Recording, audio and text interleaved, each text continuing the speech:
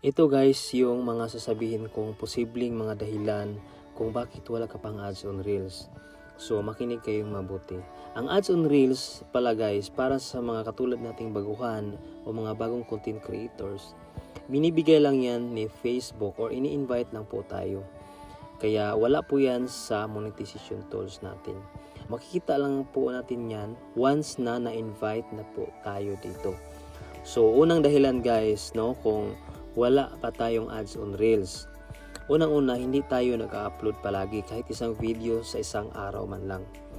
Para makita guys ni Facebook na active tayo sa pagiging content creator natin.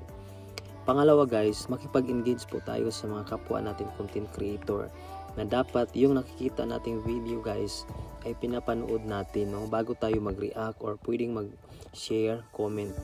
So, pwede rin ding makita ni Facebook na porsigido tayo sa ating ginagawa kaya't na-invite tayo. So, yun lang guys, and sana may natutunan tayo sa mga pinapayo natin ngayon. Maraming salamat, and don't forget to like and share and follow sa ating FB Reels para makatulong din tayo sa iba. Thank you!